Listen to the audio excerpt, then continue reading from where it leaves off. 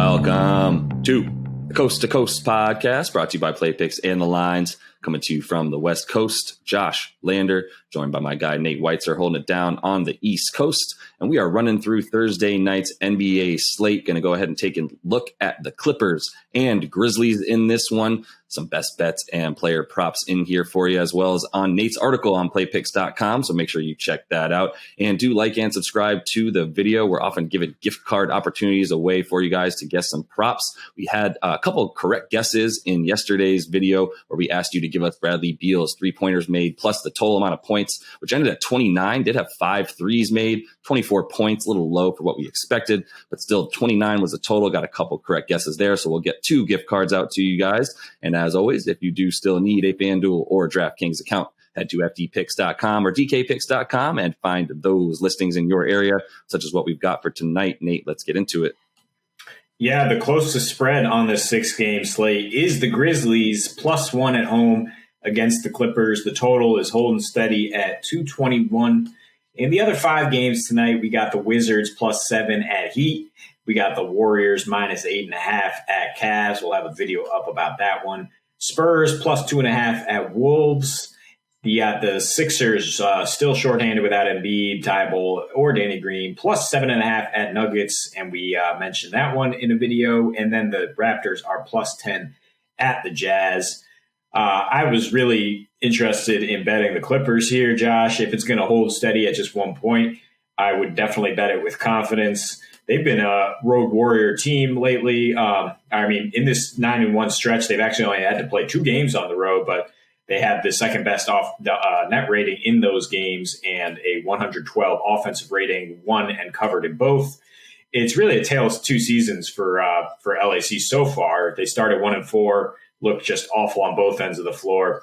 One of those losses was a loss to the Grizz here, but the Grizz have flipped their own script as well. After a nice 5-3 start, they got back-to-back wins over the Nuggets. Was that their peak? It remains to be seen, but they certainly kind of let up after that, and they're 2-4 in their last 6 with only wins over maybe the worst teams in the West, the Wolves and Rockets, giving up the second most points per game, second highest 3-point percentage, and most assists per game in that span. Have not really been any better at home, where they are 27th in defensive rating and have a rare 0.0 net rating. Looking at the early result on October 23rd, is the second game of the season for those Clips. They allowed the Grizzlies to shoot nearly 42% from deep, and that was kind of the difference. But since in that 6-game span, the Grizzlies are hitting the fewest triples per game in the NBA. They're 29th in percentage at just under 30%. And in LAC's 9-1 stretch, they're the 5th best 3-point defense. They've really shorn up that side of the ball. Tyronn Lue, excellent coach, using his personnel in the right way. And I think that they won't allow that type of production again. And that, when they scored 114 on the Grizz, that will be enough, I think, to get a win tonight in Memphis.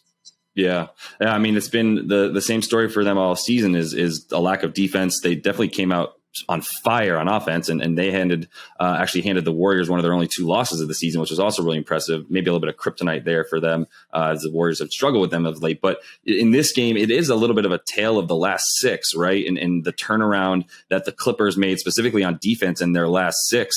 We know they upped their defensive rating to second best in the league. And in those last 6, they're only giving up an average of about 103 points a game. And as we mentioned, and you mentioned already, it's really about how much they're limiting the other team in their shooting percentages. And in the last 6, 42% from the floor for their opponent, 33% from 3. Good enough for top 5 for both of those numbers there. And then you look at those last 6 specifically for Memphis, it's a completely different story as well. Where in their last 6 games, their shooting percentages have dropped. They're shooting just 44% from the field and 33% from behind the arc. And that's caused their points per game to drop dramatically down to about 108 at the beginning of the season. At one point, they were averaging about 117. It looked like them and they in Charlotte were just going to be complete sellouts on D. And to be honest, they haven't gotten much better. The arrival of Dillon Brooks, he is averaging about 20 points a game since he came back into the lineup for Memphis, which has been really good. But you would think that he would also have been helping their defense, as he was sort of their on-ball stopper in the playoffs last year. And that has not been the case. They continue to struggle even with him coming back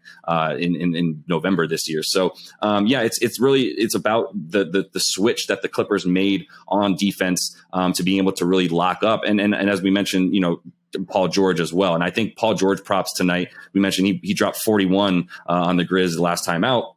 I feel good about that again tonight. We're not going to see Nick Batum tonight for the Clippers. We're also not likely going to see who's the other guy that was Terrence just nursing. Mann is out, yeah. And Terrence Mann is out, which was a problem. Marcus Morris still hasn't played. Another guy, obviously, that's big. But Terrence Mann playing tonight would be huge for them.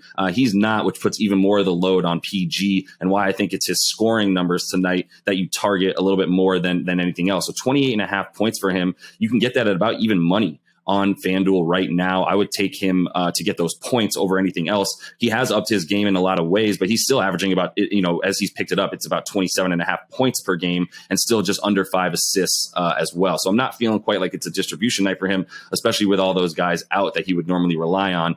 It'll be a lot of him and Arjax chucking tonight, but I still feel good about them because of that defense, as they've upped it to one of the best and according to defensive rating, second best in the league right now. Yeah. There's a lot of reasons to like the under in this game as well, despite how bad Memphis has been defensively and how fast they've played at lately. I think with Dillon Brooks back, they do come to play on that side of the ball, and they can really key in on those two guys you mentioned, because the Clippers are a little shorthanded. You look at, they have 14 of the last 15 meetings with Pacific opponents have gone under, including 4 of their last 5 with these Clippers. But I do think that you can target offense from their more versatile big man if the Clippers are going to go small, as they usually do. Jaren Jackson Jr. should get a little more run.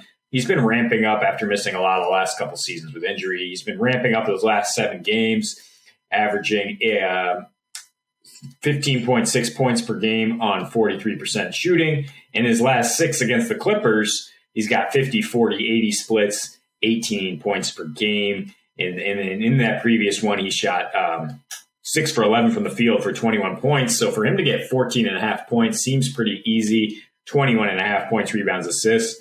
Or for him to get over 2.5 threes at plus 145 is juicy. I know I said that the Grizz might see some regression on their shooting, but he's going to be chucking. And for him to just get 3 3-pointers does not necessarily change the outcome here. It's just a good way to get some extra juice on that. Yeah, and I think you'll see him standing out there a bit. They will probably go small, but Triple J Dills, I love watching that shot that he puts up from basically his chest, like he's still shooting in middle school. But it goes in, and 2.5 threes for him tonight. If you do see a bit of a defensive struggle, at least on sort of the wings, as we know, it's going to be John, Paul George, and probably them running into a crowd of defenders consistently. There are some good opportunities for some kickouts for Triple J and those 3-pointers, but I feel best about his points. To your point, I wouldn't mind the addition of the points and rebounds and assists combined. 21.5 of those, even though it's his point total is only 14.5. I feel good about him getting 8 boards, to be honest, if he is playing a lot of small ball 5 tonight. But either way, I think the points is the best bet, because you get even money for him to get 15. And as you mentioned, he's been ramping it up as of late and seems to play well against the Clippers, averaging about 18 in his last 6 against them. So those are a couple of the places of player props I'm looking as well. And that is all the time that we have for today. Nate, make sure to like and subscribe to that page. We'll be bringing you another gift card opportunity tomorrow. And until we see you next, happy betting.